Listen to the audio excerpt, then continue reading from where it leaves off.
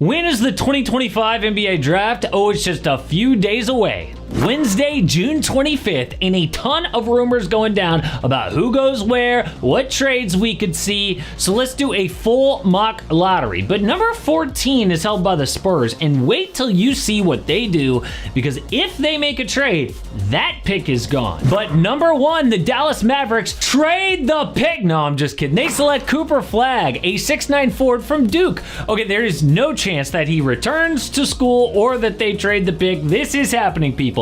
The Mavericks literally go from generational Dirk Nowitzki straight to Luka Doncic, then straight to Cooper Flagg. That does not happen. And the fact that they're all white is even weirder. But to recap why Cooper is this special, okay? Defense, while being able to score at all 3 levels, just turned 18. A two-way player like this is rare. But number 2, the San Antonio Spurs select Dylan Harper, a 6'6" guard from Rutgers. So Harper is as much a lock at number 2 as Cooper is to go number 1. That is how sure we are that this is going to happen.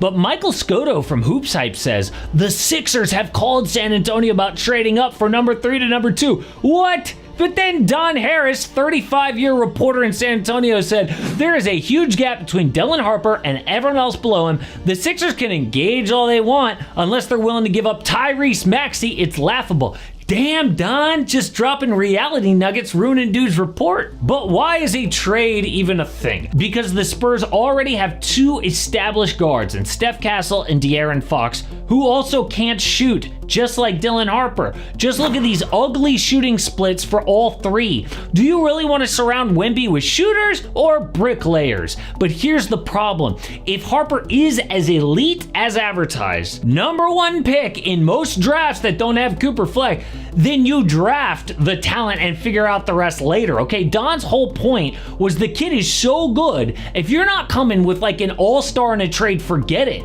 So I don't care that Harper is a bad fit today. They don't have to figure this out today. Do the trade later, but get Harper in the building. Number 3, the Sixers select Ace Bailey, a 6'8" forward from Rutgers. And remember when I said the top 2 were set and nothing else? Well, one mock draft had Ace falling to number 9. Nobody knows, okay? Yes, he could be an offensive weapon next to Maxey for the future, but why wouldn't Philly trade this pick? Their window to win is now, okay? The Celtics are out of the picture, and a 2-timeline plan usually kills both timelines. At number 4, the Charlotte Hornets select VJ Edgecombe, a 6'5" guard from Baylor. VJ is a good fit next to LaMelo Ball and Brandon Miller because he is a 2-way wing in the backcourt with LaMelo. Insane athleticism, explosive, and any team with the youngest Ball brother needs defense. VJ is special. Number 5, the Utah Jazz select Trey Johnson, a 6'6" guard/forward from Texas. The kid is the best pure shooter in the draft. Can get a clutch bucket. So if they really are gonna trade Lauri Markkanen, then Utah needs a guy like Trey Johnson. But you know what really sucks? They tanked harder than anyone else last year and fall all the way down to 5 for a guy with questionable defense. Let's hope for their sake that the Markkanen trade brings back a haul. But at number 6, the Washington Wizards select Jeremiah Fears, a 6'4" guard from Oklahoma.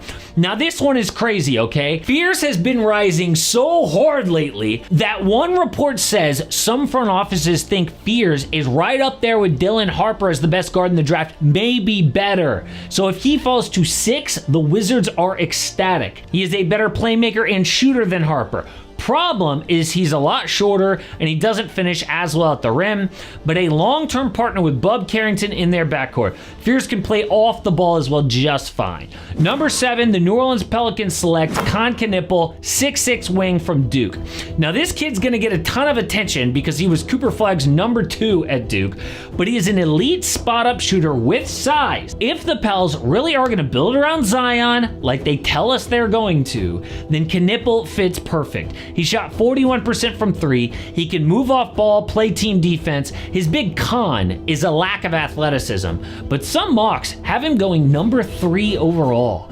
But number 8, the Brooklyn Nets select Kaman Malak, a 7'1" center from Duke. This kid is from South Sudan. a 17-year-old playing in the Olympics, the youngest guy there. Malak allows Brooklyn to move off Nick Claxton in a trade, maybe to the Lakers or somewhere that needs a win-now big man. He is a rim protector with the tools to guard the perimeter. A lob threat could develop offensively, but he goes as high as number 4 in some mock drafts because of his upside, right? This kid just started playing basketball 5 years ago and is already a beast. Number 9, the Toronto Raptors select Kasparas Yakutionis, a 6'5 guard from Illinois. So who is this kid? He is from Lithuania and a smart playmaker who hits threes. He was making 41% from deep before an injury on January 1st. So he's a great fit with Scotty Barnes and RJ Barrett, but not the best defender in the draft. Now at number 10, the Houston Rockets would select Colin Murray-Boyles, a 6'7 forward from South Carolina. But I would be shocked if they don't trade this pick, okay? They didn't even have minutes for the number 3 pick last year, Reed Shepherd. But if Houston keeps it, I guess they would like a tough defender like Murray-Boyles who fits their style. But at number 11, the Portland Trailblazers select Derek Queen, a 6'10 center from Maryland. But they just took a center in Donovan Clingan last year. Yeah, but a 2-big lineup might work for them because Queen is an offensive hub type center who playmakes from that position like, Nikola Jokic or Domantas Sabonis there. He would complement Clingan's game, who defends the paint, and Queen can also score really well inside. Some mocks have him going as high as number 6, so the upside is there. But at number 12, the Chicago Bulls select Igor Demin, a 6'9 guard from BYU. So this kid might have the highest basketball IQ in the draft. Plus, you can't teach being a 6'9" playmaker. The Chicago Sun-Times says, yes, Demin is high on the Bulls draft board after he set a BYU freshman record for assists at 180 last year, played on Real Madrid for 2 years before that. At number 13, the Atlanta Hawks select Carter Bryant, a 6'8 forward from Arizona. We know that the Hawks like offensive wings with size around Trae Young and Jalen Johnson. And Bryant showed promise as a shooter with long arms. So a 3-and-D wing like that is exactly what every team is looking for every offseason. And at number 14, the Spurs select Noah Asengi, a 6'9 forward from Germany. But once again, if the Kevin Durant smoke is real, this is the pick that will get traded by San Antonio because there is zero chance that the Suns will either get number 2 or Steph Castle. And a solid reporter in Arizona says he thinks the Spurs and Rockets are KD's preferred landing spot. But the only concern is that Shams report saying that the only KD teams right now are the Rockets, Wolves, and Heat. But if the Spurs keep this pick, then Noah is the kind of guy who can get like double-digit points without having a single play run for him. Why? Because he plays team ball. He cuts, he rebounds, he makes steals. The perfect glue guy, especially if they're eventually going to move on from Jeremy Sohan. A lot of rumors there. But this is a recap of the mock lottery. And again, I think the highest risk for a trade is the number 3 pick from Philly, number 10 from Houston, and number 14 from San Antonio.